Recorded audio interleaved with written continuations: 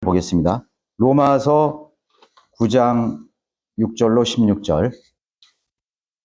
그러나 하나님의 말씀이 헛되지 아니하였으니 이는 이스라엘에서 난 사람이 다 이스라엘이 아니며 또 아브라함의 씨라 하여 다 자녀가 되는 것이 아니기 때문이라. 오직 이삭에게서 난 자만이 너의 씨라 불리리라 하셨으니 이는 육신의 자녀가 하나님의 자녀가 아니요 오직 약속의 자녀만이 씨로 여김을 받는다는 것이라. 약속의 말씀은 이것이니 이때쯤에 내가 오리니 사라에게 아들이 있으리라 하신 것이라. 그뿐 아니라 리브카도 한 사람 곧 우리 조상 이삭에 의하여 잉태하였는데 아직 자식들이 나지도 아니하였고 또한 무슨 선이나 악을 행하지도 아니하였을 때 택하심을 따른 하나님의 목적이 행함에 의해서가 아니라 부르시는 그분에 의해서 있게 하시려고 그녀에게 말씀하시기를 형이 아우를 섬기리라고 하셨으니 기록된 바 내가 야곱은 사랑하였고 에서는 미워하였노라 함과 같으니라. 그렇다면 우리가 무슨 말을 하리요? 하나님께 불의가 있느냐? 결코 그럴 수 없느니라. 하나님께서 모세에게 말씀하시기를 내가 자비를 베풀 자에게 자비를 베풀고 내가 가엾게 여길 자를 가엾게 여기려 하셨으니 그러므로 원하는 자에 의해서도 아니요 달리는 자에 의해서도 아니며 오직 자비를 베푸시는 하나님에 의해서니라. 네, 오늘 말씀을 해서 잠시 저희가 기도드리겠습니다. 존귀하신 아버지 하나님, 참으로 거룩하시고 또 위대하신 주님을 찬양드립니다. 오늘도 신실하게 만물을 지탱해 주시고 또 우리에게 필요한 모든 것들을 공급해 주시는 은혜 감사드립니다. 네, 오늘 주일을 맞이하여서 또 제가 이 강단에서 말씀을 또 증거하게 되었습니다. 저는 가려 주시고 오직 주님의 말씀만이 모든 우리 성도들의 마음판에 그 영에 바로 새겨질 수 있도록 그리고 그것이 믿음이 되고 하나님의 말씀에 대한 더 분명한 확신과 신뢰를 가질 수 있도록 놀랍게 역사해 주시기를 원합니다. 이 시간에 우리의 마음속에 우리 머릿속에 있는 모든 그런 세상의 찌꺼기들 다 말씀의 물로 제거시켜 주시옵소서. 주님만이 영광 받아주시기를 주 예수 그리스도 이름으로 기도드렸습니다. 아멘. 네, 오늘 하나님의 말씀의 제목은 야곱과 에서에 대한 오해입니다. 교회 안에 여러분 몇 가지 직분들을 하나님께서 허락하셨습니다. 또 그들을 통해서 성경을 이해하고 또 성경을 실행할 수 있도록 그렇게 하기 위한 것이죠. 말씀을 실천한다는 것은 곧 하나님께서 역사를 관장하신다는 점에서 매우 중요한 것입니다. 성경을 믿고 실행하느냐, 실천하느냐, 아니면 거기에 순종하지 않거나 반대하느냐는 역사의 중요한 그런 전환점이 되고 그러한 것들이 다 우리 인류 역사의 진행 과정의 핵심인 것입니다. 교회 안에 세우신 직분들, 목사와 교사의 직분, 그 매우 중요한 직분입니다. 또 집사도 있죠. 그들에게는 매우 중요한 책임을 가지고 있는 거예요. 저에게 매우 중요한 책임을 가지고 있고 성경을 가르치는 사람들에게 매우 중요한 책임을 가지고 있는 것입니다. 왜 성경 교사가 필요한가? 어떤 사람은 자기 혼자서 나는 성경을 읽고 다 이해할 수 있다. 뭐 요즘 책 같은 것도 많이 나오죠. 또 여러분 영상 같은 거 엄청나게 많이 쏟아지죠. 뭐 틀면 계속 나옵니다. 별 그런 교단이나 종류의 것들이 많이 있습니다. 그러나 거기에서 여러분 성경교사를 하나님이 세우신 성경교사를 여러분 거기서 선별할 수 있습니까? 선별할 수 없죠. 성경대로 믿고 실정하는 그 교회에는 하나님께서 성령을 통해서 성경을 가르칠 수 있는 지혜와 능력을 주시지 않았습니다. 그래서 인간의 전통과 교리와 교단 교리를 마치 성경적 교리인 것처럼 가르치는 것이. 그래서 자기가 혼자서 집에서 성경을 공부하고 읽고 한다. 그리고 일절 교제도 안 해요. 지금 이 세상에는 많은 사람들이 자기 집에서 그냥 안방에서 그 틀어놓고 뭐 온라인으로 한다던가 여러 가지 그런 것으로 자기 혼자 하나님을 섬긴다고 하는 사람이 있어요. 네. 그래서 지역교회에 소속하지 않은 채 마치 은둔 생활을 하는 것처럼 그렇게 하는 사람들이 있어요. 개인적으로 공부할 수 있다. 혼자서 성경을 이해한다. 하나님은 성령께서 개인적으로 알려주신다라는 그런 생각은 마귀가 주는 미혹이에요. 그렇다면 지역교회가 절대로 필요하지 않았을 겁니다. 신약 성경의 여러분 내용들은 그 27권은 거의 다 서신입니다. 바울의 서신이라고 그러죠. 바울의 서신. 그래서 신약교회는 바울의 서신을 기초해서 신약교회의 교리가 기초가 되어 있는 거예요. 신약교회 교리의 기초는 바울 서신이라는 것이에요. 그럼 바울 서신은 어디에 누구를 가르치기 위한 것이에요? 바로 지역교회를 가르쳐요. 로마에 있는 로마 교회, 데살로니가 교회, 에베소 교회, 그렇죠? 지역교회, 고린도 교회. 하나님께서 그 교회를 세우셔서 그 교회의 바울을 성경교사로 또 거기에 그를 통해서 배운 신실한 디모데라든가 디도라든가 그런 사람들을 통해서 지역교회를 감독하게 하신 거예요. 목자로 세우시고 성경교사로 세우신 거예요. 그곳에서 그리스도인은 양육을 받게 돼 있어요. 성경을 읽지만은 또 성경을 성경적으로 이해하고 또 배우게 되는 것입니다.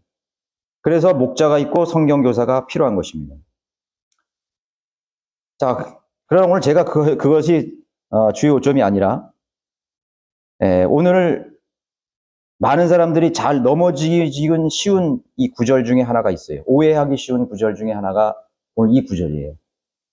내가 야곱은 사랑하였고 에서는 미워하였느니라. 이거 오해하는 거, 엄청나게 오해하는 거기 때문에 제가 오늘 교리적인 내용이에요. 좀 딱딱한 그런 강론이 될 수 있어요. 그러나 여러분 잘 들으시고 성경은 배워야 된다는 것을 나누어서 잘 배워야 된다는 것을 여러분 아시기 바랍니다. 그래서 여기 구절은 두 인물을 다룬 것이에요. 야곱과 에서입니다. 우선적으로 야곱과 에서의 선택과 예정에 대한 것이죠. 선택과 예정이에요. 9장 13절, 제가 읽은 13절을 보면은 이것을 칼빈주의자들, 장로교회의 교회의 교리가 칼빈주의지 않습니까? 그래서 칼빈 신학교도 있어요. 칼빈 신학교. 그리고 장로교의 모든 일반적인 그 교리의 기초가 성경을 이해하는 그런 교리의 기초가 칼빈이즘에 있는 것입니다. 종교 개혁자였죠. 그래서 이 칼빈주의의 교리인 선택과 버림받음을 합리화하기 위해서 뒷받침하기 위한 그 구절로 자주 사용하는 구절이에요, 이게. 그래서 내가 야곱은 사랑하였고 에서는 미워하였노라. 그래서 누가 봐도 여기는 야곱은 사랑받기로 태어난 사람 아니에요? 그렇잖아요. 하나님이 먼저 단정해 놓은 거예요. 내가 야곱은 사랑하였고 에서는 미워하였노라. 단정해버렸죠. 그래서 야곱은 하나님의 사랑을 받은 자로 태어났고 에서는 뭐예요? 미움의 대상, 즉 버림받기로 예정된 상태로 태어났다고 이해할 수 있는 구절이 되는 거예요. 그렇게 오해할 수 있는 구절이 되는 것이에요. 여러분 어떻게 설명하겠어요? 저도 그 전에 성경을 배우지 못할 때는 저는 이 구절을 그냥 넘어가 이렇게 생각했어요. 뭐 그럴 수도 있지. 하나님의 계획 속에서 야곱은 사랑받기로 된 자고 에서는 버림받고 미움의 대상으로 그렇게 지어졌겠지. 그리고 하나님의 주권이니까 그냥 이렇게 넘겨버렸던 것이죠. 예정된 것이죠.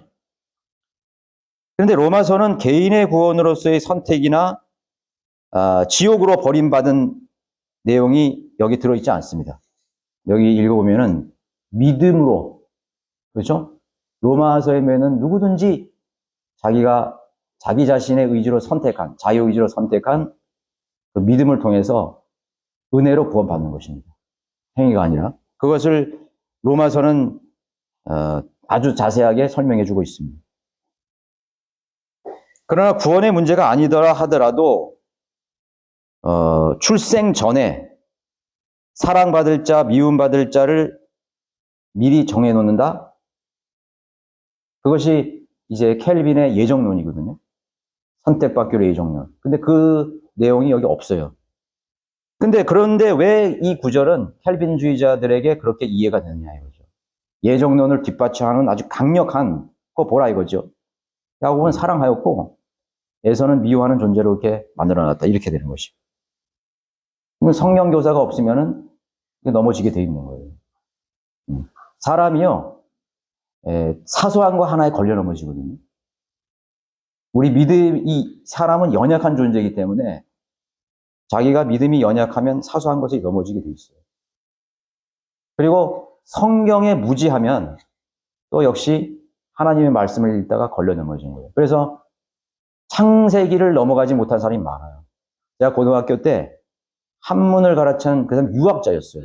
아주 그 유림의 아주 그 한자, 그 다음에 노노맹자 익숙한 사람이에요. 여기 뭐 유림학회 향교에 뭐 그런 뭐 임원도 되고 그런 한자 그런 교사였어요. 근데 그분이 내가 기억을 하는 것은 뭐냐면 수업 시간에 제가 고등학교였는데 자기도 이 성경을 한번 보려고 성경을 읽기 시작했다는 거야. 그런데 성경을 읽다 보니까 창세기를 자기가 넘기지 못했다는 거야. 뭐 천지창조 노항수는 알겠는데 그 다음서부터 전개되는 내용들이 도저히 인간의 윤리와 도덕으로는 자기가 수용할 수 없는 너무나 더러운 얘기가 너무나 많다는 거지.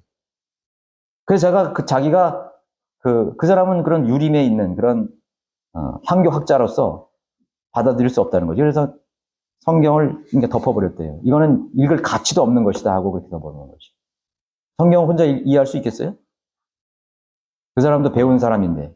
그러니까 성경 뭐에 구체적으로 어떤 구절에 구체적으로 넘어진지를 알 수는 없지만은 뭔가 인간의 비도덕적이고 윤리적인 부분들에 대해서 내용이 나왔을 때 그것을 덮어버리는 거예요.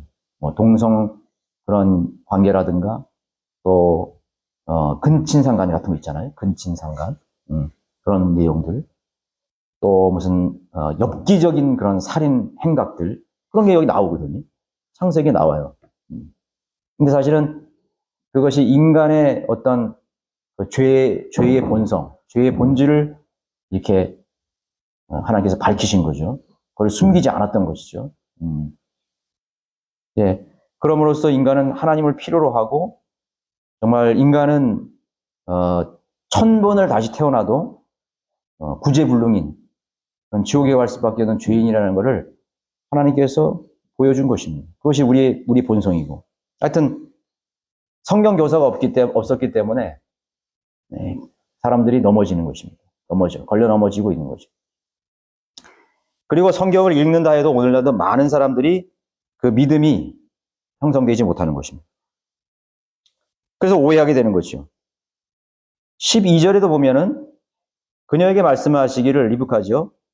형이 아우를 섬기라고 하셨다. 이렇게 말씀하고 있어요.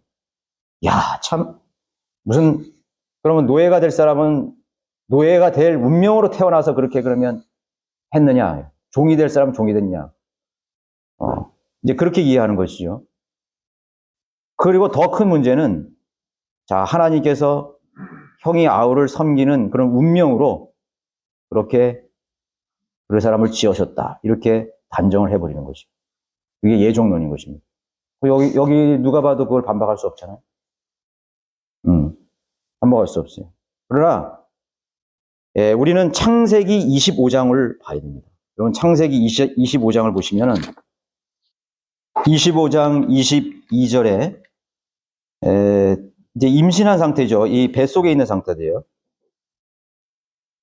아이들이 그녀 안에서 서로 싸우니 그녀가 말하기를 어머니가 이와 같으면 내가 어찌하여 할까 하고 주께 물으러 갔더니 주께서 그녀에게 말씀하시기를 두 민족이 내 태에 있으니 두 백성이 내 배에서 나눠지리라. 한 백성이 다른 백성보다 강하며 형이 아우를 섬기리라 하시더라. 여기에 대한 부분을 인용한 거죠. 그죠? 네, 여기에 대한 걸 인용한 거예요. 서로 싸우니 형이 아우를 섬기리라. 이렇게 말씀하신 거는 언제예요? 창세 전입니까? 어머니 리브카가 에서와 야곱, 어떻게 보면 쌍둥이죠. 쌍둥이를 임신했을 때 아이를 잉태한 시점에서 말씀하신 것이고, 그거는 영원 전이나 창세 전이 절대로 아니에요.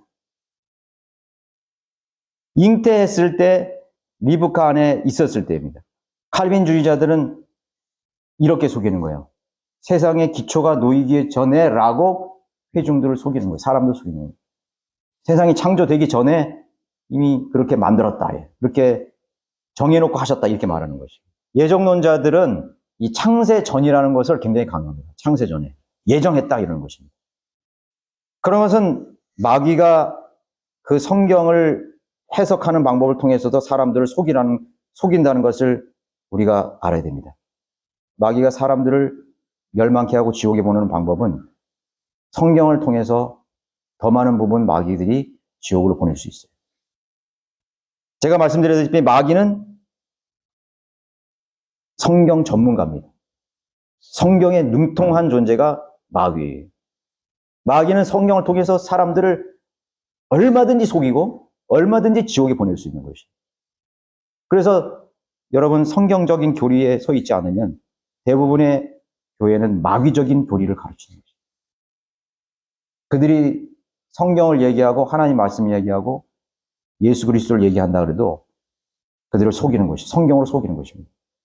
광야에서 마귀가 우리 주님을 속이려고 했고 넘어뜨리려고 했고 옛뱀 그 용이 그 마귀가 바로 이불을 말씀으로 넘어뜨린 거죠.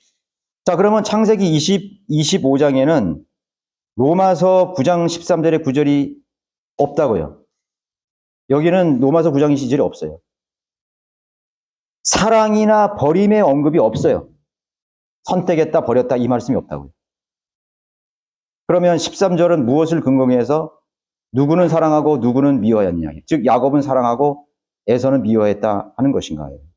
그것은 말라기 1장 22절 3절을 보면 아는 것입니다. 여러분 말라기 구약 성경의 맨 끝입니다. 한번 찾아보겠어요. 말라기를 통하여 이스라엘에 주신 하나님 주의 엄중한 말씀이 엄중함이라. 주가 말하니 내가 너희를 사랑하였노라. 그러나 너희는 말하기를 주께서 어떻게 우리를 사랑하셨나이까 하는도다. 주가 말하노니 에서는 야곱의 형제가 아니냐. 그러나 내가 야곱은 사랑하였고 에서는 미워하였으며 그의 산들과 그의 기업을 광야의 용도를 위하여 황폐하게 두었느니라. 지금 로마서에 있는 서신의 대명에서 또 말라키에 대한 요 내용을 인용을 했죠. 그죠? 인용을 했는데 이 말라키가 기록된 이 시기는 야곱과 에서가 죽은 지 최소 수백 년이 지난 후에 기록된 것이에요. 미리 얘기한 게 절대로 아니라고. 야곱과 에서가 이미 인생을 살고 하나님 앞에서 그들의 인생을 살고 죽은 지 이게 지금 몇 년이나 지난 거예요. 이거는 BC 398년경 말씀하신 구절이죠. BC 389년경에 그러나 창세기는 얼마나 오래되는 거예요? 그럼 적어도 1000년의 간격이 지난 후에 쓴 거예요. 그때 야곱은 내가 사랑하였고 에서는 미워하였다고 그렇게 말씀하신 거예요. 그리고 그것을 로마서로 가져온 거예요. 그 부분을 로마서로 가져온 것이죠. 하나님께서 자비를 베풀 자와 긍휼을 베풀 자, 또 하나님께서 버리실 자에 대한 부분들 얘기할 때 하나님의 사랑을 입을 자, 은혜를 입을 자에 대해서 얘기할 때 야곱과 에서를 인용했는데 칼빈자들은 그것을 이미 그들은 예정된 사랑을 받을 자, 믿음자 자를 예정되었다. 나아가서 지옥에 갈 자와 또 하늘나라에 갈 자를 예정됐다. 그렇게 뒷받침하는 구절로 사용하는 것입니다. 로마서 9장 12절과 13절 사이는 시간적 갭이 있어요. 갭. 형이 아유를 섬기려 하는 건 창세기에 나와 있는 거죠. 그러나 13절에 있는 야곱은 사랑하고 에서는 미워하는 건 뭐예요? 말라기에 기록되어 있는 거예요. 그러니까 12절과 13절의 이 시간 간격이 얼마만큼 나는 것입니다. 엄청난 차이죠. 성경은 이런 구절이 많아요. 예, 심지어는 선지서들의 예언들 중에서는 초림과 재림에 대한 예언이 한 구절에 섞여 있어요. 근데 그 섞여 있는 구절을 이렇게 나누지 못하는 거예요. 뽑아내질 못하는 거예요. 그래서 성경 교사가 필요한 거죠. 그 한 구절 속에서도 수천 년의 간격이 벌어질 수가 있는 것입니다. 존재하고 있는 것입니다. 그래서 이 두 구절 사이에는 매우 긴 세월의 간격이 있다는 것을 우리가 알 수 있습니다. 그러면 말라기 시대에서 볼 때 이미 야곱의 생애와 그의 행위, 그의 믿음 다 평가가 되어 있는 상태죠. 객관적으로 평가가 되어 있는 상태예요. 야곱이 어떻게 살았다는 사실을 말라기 선지자는 다 알고 있는 상태예요.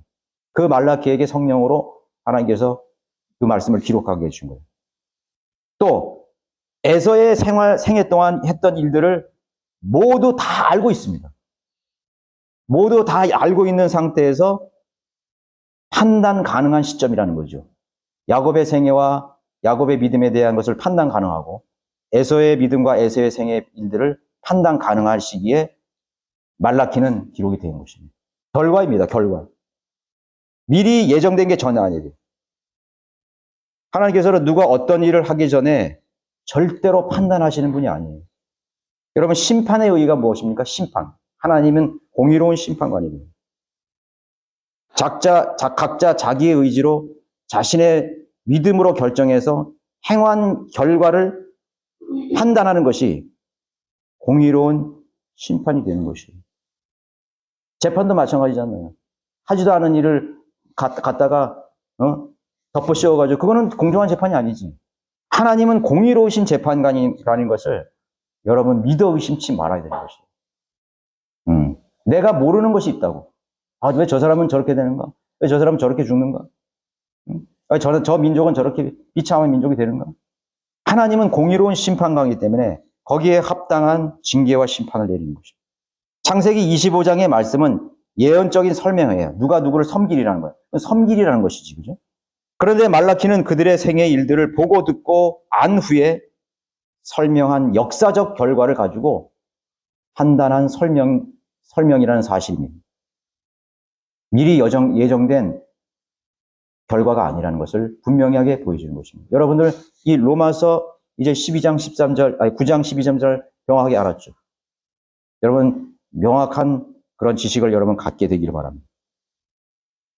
당신은 사랑받기 위해 태어난 사람이라는 그런 CCM 송이 있습니다.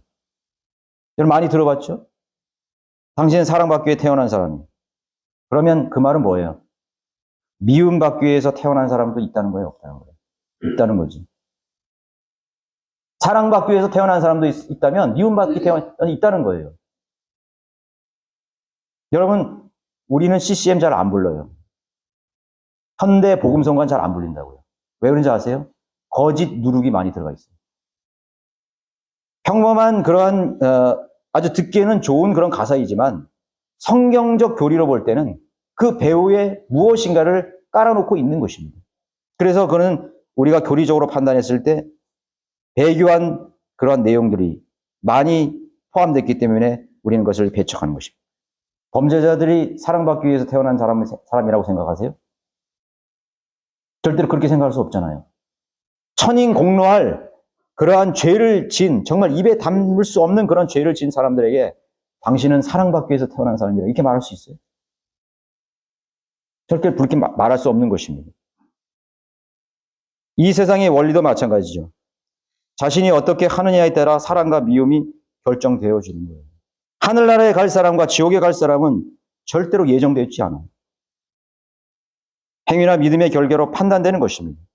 예정이라면 그리스도의 심판석이나 백보자 심판이 무슨 의미가 있겠어요? 하나님이 버림받기로 그렇게 예정된 사람을 죄짓게 살게 만들어 놓고 그리고 심판하시겠대. 그거는 불공정한 하나님이지. 그런 이상한 신이 어디 있어요? 그런 신이 아니라고요. 하나님께서 지옥에 갈 사람들을 다 미리 예정해 놓고 지옥을 만드셔서 그들을 영원한 불 속으로 던져 놓는데 그런 잔인한 하나님이 어디 있어요? 칼빈주의는요, 2단 중에 2단 교리예요. 그것을 바이블 빌리버들이 지적했어요. 로마 가톨릭의 그러한 비성경적인 것을 반박하고 나왔더니 이제 칼빈이라는 종교 개혁자가 나와가지고 또 다른 이상한 교리를 만들어서 또 거기서 빠져나온 수많은 자유를 찾아서 믿음의 자유를 찾아 나온 로마 카톨릭에서 나오는 수많은 그런 혼들을 또 지옥으로 몰고 가는 것이죠. 그 사람들은 성경대로 믿는 그리스도인이 아니었죠. 칼빈은 심지어 자기의 교리를 변박하는 자기의 친구도 화형시켜 죽이는 사람이에요. 개신교에서는 칼빈을 위대한 종교 개혁자로 치켜 세우지만 성경을 아는 그리스도인들에게는 이단적 교리를 확산케 한 그런 마귀의 종에 불과했던 것입니다. 그 사람들이 지금 이런 장로교의 교리에 지금 누룩처럼 뻗어 있어요. 장로교뿐만 아니라 그 칼빈주의에 영향받은 수많은 그런 현대 교회들이 그 칼빈주의였습니다. 캘빈이 종교 개혁을 한 후에 복음 전파가 시들어지기 시작한 거예요. 복음을 전할 필요가 뭐 있냐고. 그렇잖아요. 이미 예정된 사람은 하나님의 때에 하나님께서 정하신 때 그 사람은 구원받을 수 있기 때문에 뭐 애써서 그렇게 뭐 해외 나가고 미개한 속족에 나가서 복음을 전할 필요가 뭐 있냐고. 다 하나님의 주권 속에 있어.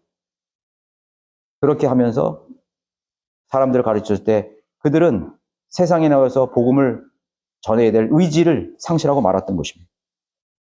그리고 우리나라에 들어온 이 장로 교단이 기독교 연합의 주축 교단이 되어서 한국 교회들의 이단을 판별하는 감별사가 되어버린 것입니다. 지금 그런 현실이 있어요, 지금. 그래서 여러분 어느 도시에 가든지 제일 큰 교회는 어느 교회예요? 장로교회라고. 장로교회가 그 도시의 가장 큰, 물론 지금은 은사주의도 있고 뭐 여러 교회가 감리교회도 있지만은 그런데도 마찬가지예요. 그런데도 또 들어가 보면 비성경적들이 난무하고 있어요. 그래서 그런 장로교회의 교리를 가지고 이제 교회의 이단들을 판단하는 기준이 되어버린 거예요.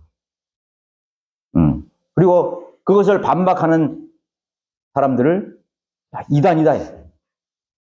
장로교회를 이단이라는 사람도 이단이다. 이렇게 하는 것이. 뭐 이단 교리가 비성경 교리가 한두 가지겠습니까? 14절에 어떻게 말씀하셨어요? 그렇다면 우리가 무슨 말을 하리요? 하나님께 불의가 있느냐? 결코 그럴 수 없느니라. 하나님 불의하시지 않는다는 것이. 예정에 있어서 야곱과 에서는 개인적인 것이 아닙니다. 민족적인 것임을 알아야 되는 것입니다. 형이 에서가 야곱을 섬기리라? 그거 좀 억울하지 않아? 근데 개인적으로 볼 때 정말 그랬어요? 에서가 야곱 섬겼어요? 아니라고요. 개인적인 것이 아니에요. 에서가 야곱의 종으로 살았냐고요. 성경에 그런 얘기 전혀 없어요. 이거 뭐냐 하면은 민족적인 공동체를 얘기하는 것이. 개인적으로 정말 형인 에서가 아우를 섬기는 아니잖아요. 오히려 야곱이 형에게 머리를 숙이고 바쳤습니다. 두 민족을 설명하기 위해서 에서와 야곱을 인용한 거예요, 바울은. 두 민족에 대한 것이에요. 그럼 두 민족이 뭐냐? 야곱의 이름은 뭐예요? 이스라엘입니다. 그 여러분 지식을 가지고 있잖아요. 야곱의 12아들이 12지파 이스라엘이 된 거예요. 그러면 야곱을 말하는 것은 이스라엘 민족을 대표하는 것을 말하는 거예요. 이스라엘 대표하는 것이에요. 그럼 에소의 민족은 누구시요? 그 민족은 에돔 민족을 가리킵니다. 지금 좀 아라비아 반도 쪽에 있는 그런 어떤 모슬렘, 지금 현재는 모슬렘이에요. 에서는 에돔의 조상이 된 것입니다. 야곱의 계열은 아브라함, 이삭, 야곱, 예수로 그리스도까지 이어지는 메시아 계보인 것입니다.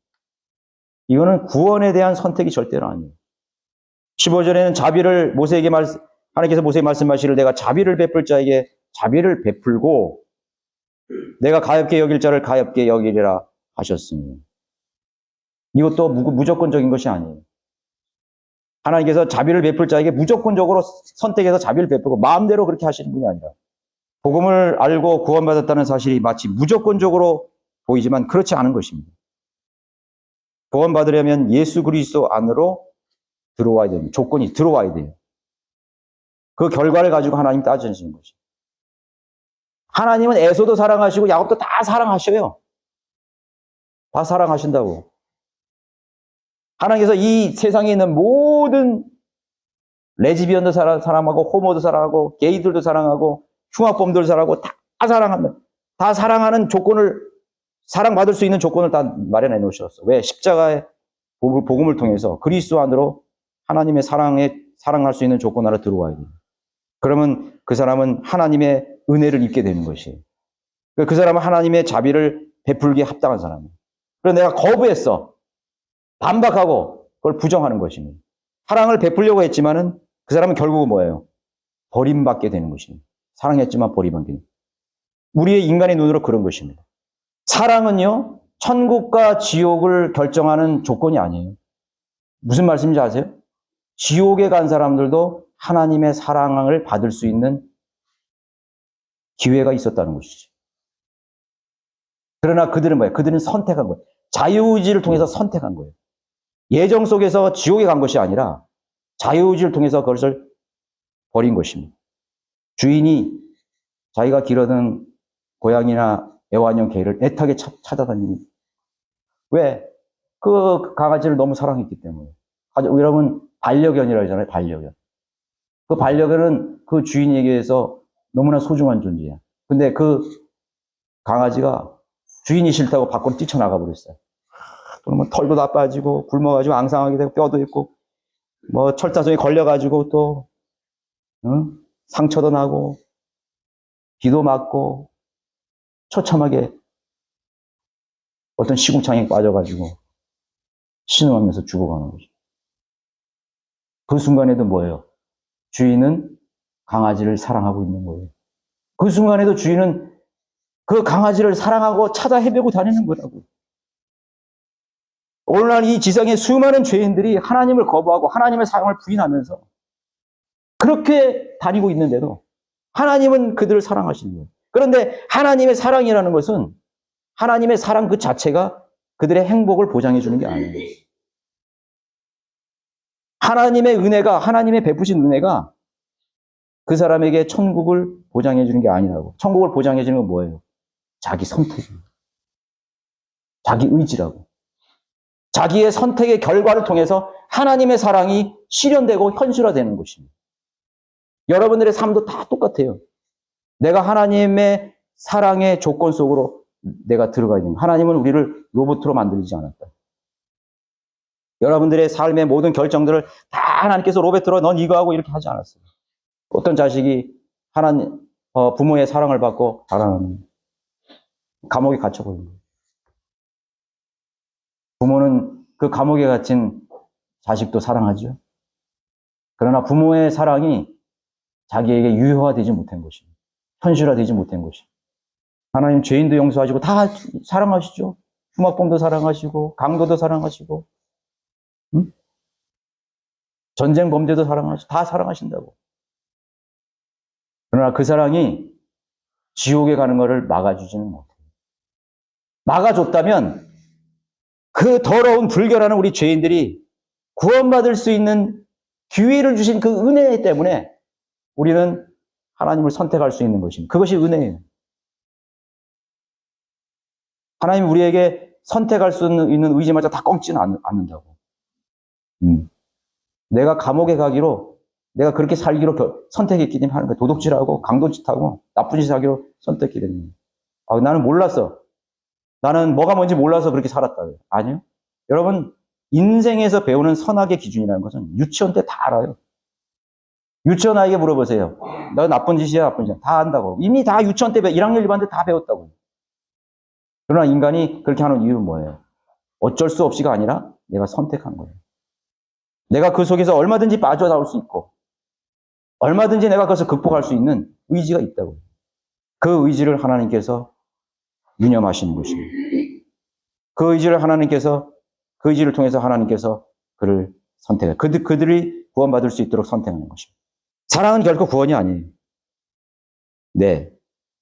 그래서 자비를 베풀 자에게 자비를 베풀고 가엾게 여길 자를 가엾게 여기리라. 하나님 나를 불쌍히 여겨 주시옵소서. 하나님 나에게 자비를 베풀어 주십시오. 그 자비의 보좌 앞에 다가가는 사람을 그 자비를 하나님 베푸시는 것입니다. 거부하는 사람들에게는 아무리 자비를 베풀으려고 해도 그 자비가 현실화되지 못해요.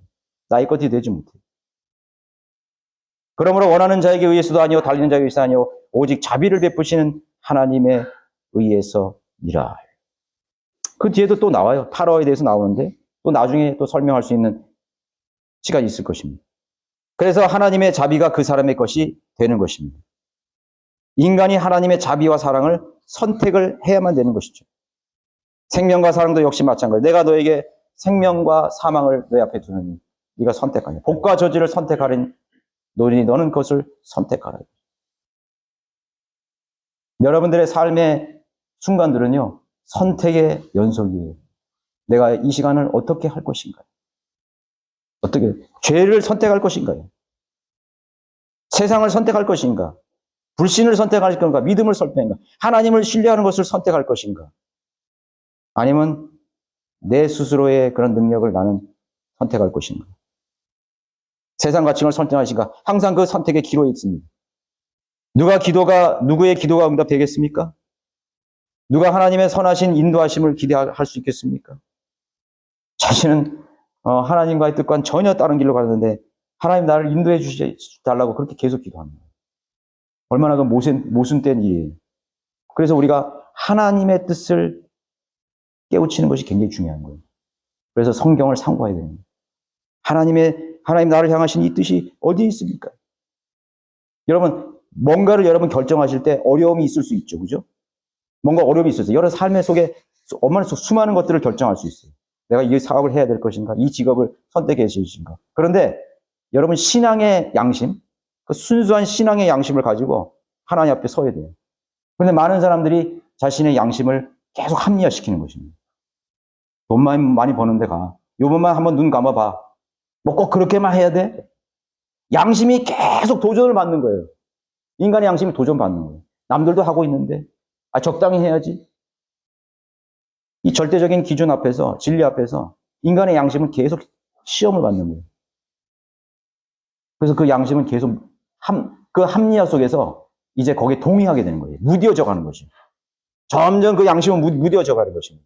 그래서 이제는 나중에는 양심이 화에 맞아가지고 전혀 느끼지 못하는 거예요. 그것이 가장 비참한 사람의 말로인 것입니다. 그렇게까지는 돼서는 안 되죠. 우리는 영 안에서 우리의 양심을 늘 하나님 앞에 보여드려야 되는 것입니다. 무조건 누구나 심지어 범죄자 세상을 사랑하고 빠진 사람, 하나님을 대적하는 사람마저도 무조건적으로 사랑하고 인도하고. 여러분 강권하신다는 말 많이 있죠. 저도 그 전에 교회 다닐 때 강권하심으로 용어를 많이 써요. 불가항력적으로 많이. 그래서 켈빈의 5대 강령 중에는 저항할 수 없는 은혜도 있어요. 저항할 수. 하나님께서 은혜를 베푸는데 아주 강권하심으로 은혜를 베푸신대. 그런 말이 어디 있어요? 억지로 그 사람이 하나님의 은혜 앞에 굴복할 수밖에 없도록 강제로 그 사람을 데려다가 하나님의 은혜를 받도록 그렇게 만드는 거예요. 절대로 그런 일은 없어요. 그런 일은 없다고. 하나님의 은혜를 안 사람들은요, 하나님을 찾았던 사람이에요. 하나님의 은혜를 갈망했던 사람이에요. 하나님의 자비를 구했던 사람이에요. 하나님의 풍성한 그 하나님의 속성을 정말 알기를 원했던 사람이에요. 그래서 하나님의 은혜로 그들을 인도하는 거예요. 은혜를 받을 자에게 하나님 은혜로 인도하는 것입니다. 그래서 여러분은 그렇게 기도하시기 바랍니다. 하나님, 내가 주님의 은혜를 더 많이 알기를 원합니다. 하나님이 우리 죄인들을 사랑하신 그 자비의 풍성함을 더 많이 내가 경험하고 알기를 원합니다. 내가 그 안에 늘 젖어서 주님 섬길 수 있도록 인도해 주십시오. 내 모든 삶의 동기가 하나님께서 주시는 그 사랑 안에서 시작되게 해 주시옵소서. 그렇게 여러분 기도하십니다. 그러면 문을 두드리시면요, 하나님께서 여러분들에게 그 풍성한 은혜를 넣어주시는 것입니다. 왜 저 사람에게는 저런 은혜가 있는데 왜 나에게는 없는 것입니까? 저 사람에게는 저런 열정이 있는데 나에게는 왜 없는 것입니까? 갈망하셔야 돼요. 그럼 하나님께서 반드시 주십니다. 그래서 하나님께서는 하나님이 원하는, 그들을 하나님이 원하는, 그런 자들을 하나님이 원하는 거예요. 정말 하나님의 자비를 원하는 자들, 자비를 베푸시는 하나님의 의의 손이라고 말씀하고 있는 것입니다. 강권이라는 말은 없는 것입니다. 구원도 강권이고 변화도 강권이고 그렇게 회중들을 속이는 것입니다. 그래서 회중들로 하여금 아무것도 못하도록 해버리는 것이죠. 그거는 하나님께서 누군가에게 아무나 그냥 막 주겠다는 요행이나 다름없어요. 요행이. 자, 결론적으로 첫 번째 자비의 대상은 예수 그리스도를 영접하는 일이죠. 그 사람이 첫 번째로 하나님의 자비를 얻을 수 있는 기회를 얻는 것입니다. 의지적 선택인 것입니다. 예. 그래서 우리는 묻습니다. 지금 믿고 구원받기를 원하십니까? 그렇게 말로 표현해 보라고 촉구하는 거예요. 그래서 우리 바이블 빌리버 교회는 초청을 하지 않습니까? 예수 그리스도를 자신의 구주로 받아들이시기를, 하나님의 사랑을 받아들이시기를 원하십니까? 아니면 거부하시겠습니까? 미국 사람들은 또 굉장히 노골적이더라고요. 제가 영어 찾아보니까. 괜히 구령하는데, 여기 하나님의 선물 받아들이시겠습니까? 아니, 하나님의 사랑을 거부하고 멸망하시겠습니까? 이렇게 물어보더라고. 아주 노골적으로. 우리는 그렇게까지는 안 하죠. 그러나 그 자기적인 표현을 요구하는 것입니다. 하나님께서는 요구하시는 것입니다. 자, 그래서 이 현대교회의 장로교회를 비롯해서 많은 헬빈주의 교리를 믿는 사람들은 절대로 그런 구령의 의지를 가질 수가 없는 것이에요. 복음 전파의 개념이 완전히 다릅니다. 그래서 뭐 사회 복음이라 그러죠. 그냥 뭐 구원이 아니라 그냥 국경 없는 의사에 또 봉사, 선교 봉사, 어려운 난민들 돕는 거, 또 원주민청 가서 막 죽 써주고 뭐 그런 거 제가 너무 많이 봤어요, 그런 걸. 그리고 제가 그 사람들한테 복음을 전하러 간다니까 저를 보고 너는 형제는 교만해야 돼. 어떻게 구원받는 것을 지금 확신할 수 있냐고. 다 예정했는데 하나님께서. 그래서 형제 마음대로 뭐 구원받았다는 도 결정할 수 있다. 하나님 말씀에 알 수 있다 그랬잖아요. 영접하는 자 보이기만 하면 하나님의 아들들이 되는 권세를 주겠다. 믿지 않는 것입니다. 믿지 않아요. 복음 전파의 개념이 다른 것입니다. 철저하게 정말 그들의 그 믿음, 그 밑바닥에는 이 칼빈주의에 예정된 그 교리가 뿌리 깊게 그렇게 뻗쳐 있어서 바꾸기가 힘든 것이죠. 왜 예정되지 않았는데 왜 세상의 죄인들에게 전하려고 하겠습니까? 할 수 없는 것이죠. 그래서 교회에 나오는 사람들은 다 예정된 사람이라고 그렇게 믿고 있는 것이 되는 것입니다. 좀 딱딱한 교리가 되었지만 여러분들의 믿음에 좋은 그런 도움이 되시기를 바라겠습니다. 모두 일어나셔서